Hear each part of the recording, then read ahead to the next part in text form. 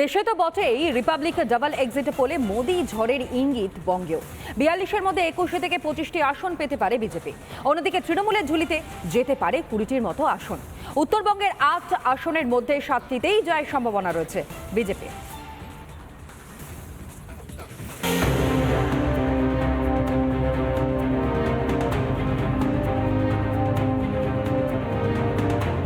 বাংলায় তৃণমূলকে ছাপিয়ে যাচ্ছে বিজেপি। ভোট শেষ হতেই রিপাবলিকের ডাবল এক্সিট পোলে তারই আভাস স্পষ্ট। রিপাবলিকের দেশের সবচেয়ে বড় এক্সিট পোলে সাফ ইঙ্গিত রাজ্যে 1 নম্বর দল হয়ে উঠে আসার সম্ভাবনা বিজেপির। শনিবার সপ্তম দফার ভোট নিয়ে দেশের লোকসভার ভোট পর্ব শেষ হয়েছে। 4 জুন ভোট গণনা, আর তার আগেই রিপাবলিকের ডাবল এক্সিট পোলে সামনে এসেছে বঙ্গে অভাবনীয় ভালো ফল করতে চলেছে বিজেপি।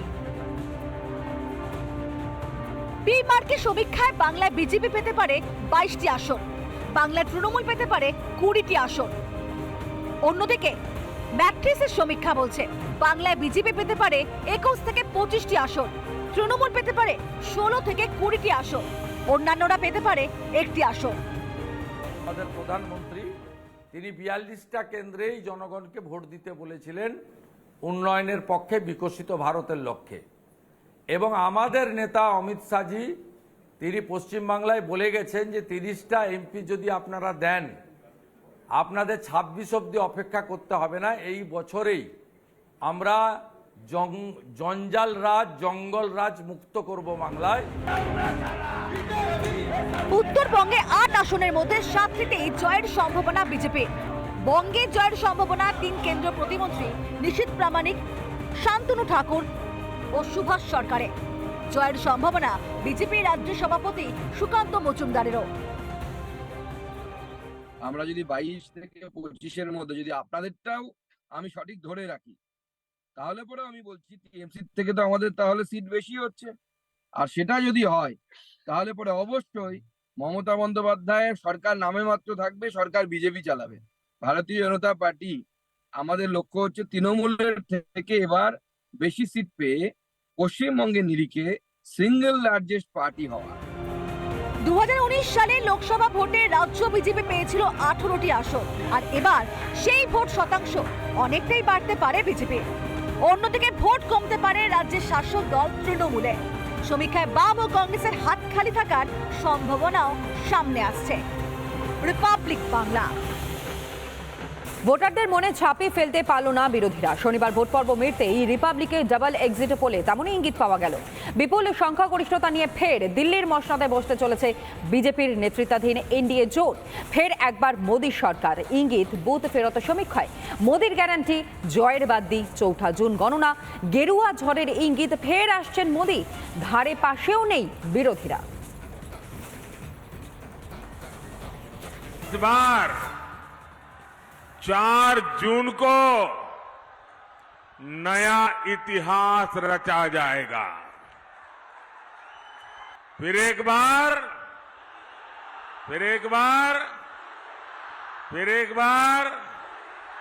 इस बार हमने 30 सीटों का लक्ष्य रखा है।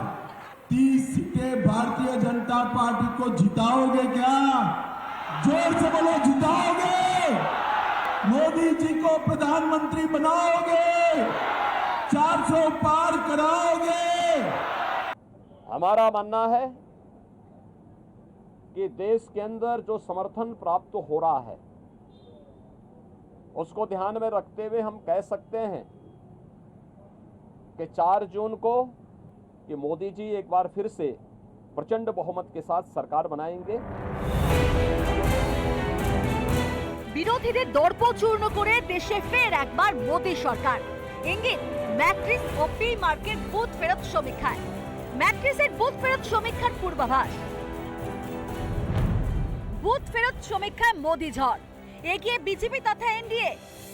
এনডিএ পেতে পারে 368টি আসন, ইন্ডি জোট পেতে পারে 125 আসন, অন্যান্যরা সম্ভাব্য 48টি আসন। সমীক্ষার রিপোর্ট প্রকাশ্যে আসতে সোশ্যাল মিডিয়ায় বিজেপি নেতা কর্মীদের প্রশংসা করেন প্রধানমন্ত্রী। একই সঙ্গে ইন্ডি জোটকেও নিশানা করেছেন নরেন্দ্র মোদী। তিনি লেখেন, সুযোগ সন্ধানী ইন্ডি জোট ভোটারদের মধ্যে ছাপ ফেলতে ব্যর্থ। ইন্ডি জোট জাতপাতের রাজনীতি করে, সাম্প্রদায়িক ও দুর্নীতিগ্রস্ত। चुनाव गिनती शुरू होगा, ये 400 तक ही पहुंचेगा और उड़ीसा में जैसे हम लोगों की अनुमान था 15 से 21 तक कहीं भी जा सकते हैं और मेरा मानना है ये बहुत चौंकाने वाला रिजल्ट उड़ीसा से आएगा।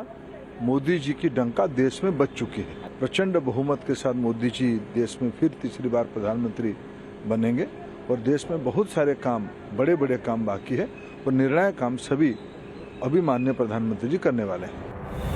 এদিকে বুথ ফেরত সমীক্ষার রিপোর্ট আসতে রাতের ঘুম উড়েছে ইন্ডি জোটের। कि पहली बात तो ये जो एग्जिट पोल है ये भारतीय जनता पार्टी के दफ्तर में तैयार किया गया है। ऐसे आंकड़े आप दे रहे हो जिस पे लोग हंस रहे हैं। ये मोदी सरकार का एग्जिट पोल है। ये एग्जिट पोल जनता के वास्तविक निर्णय से दूर दूर तक कहीं भी मैच नहीं करता। ये सरकारी एग्जिट पोल्स हैं, ये वही बताएंगे जो सरकार चाहती है इन्हें बताना। इसको आप गंभीरता से लेंगे तो आप गलत करेंगे। इसको आप सिर्फ और सिर्फ मनोरंजन का एक स्रोत मानिए और एंजॉय कीजिए। 2004 को याद कीजिए, उसमें भी ऐसा ही हुआ था।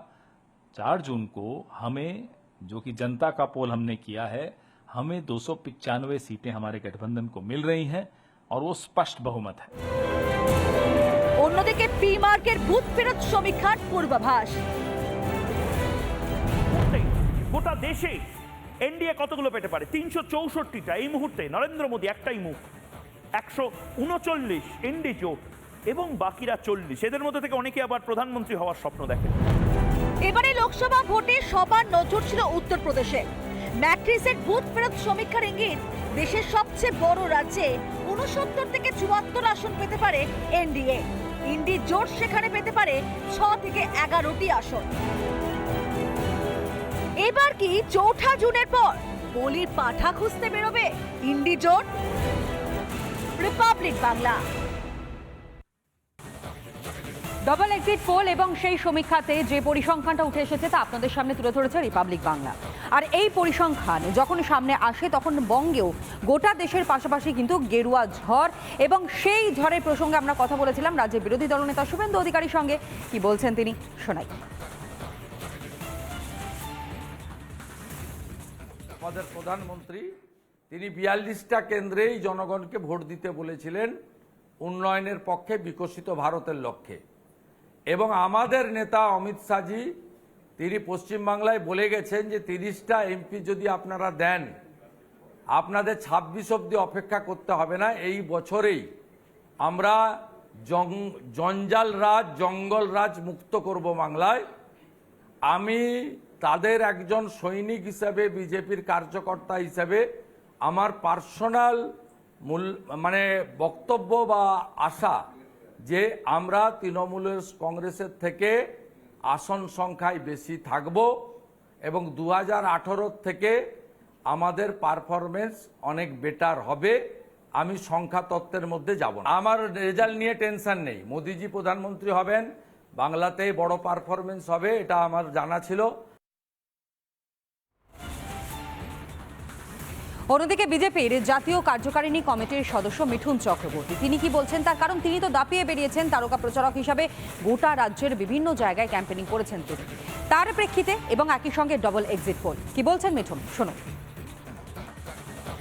আমি পলিটিক্যাল পণ্ডিত নই, I never commented on this. আমি খালি বুঝিয়েছি overall I felt very positive vibrations from the people. I expect a good result. That's it.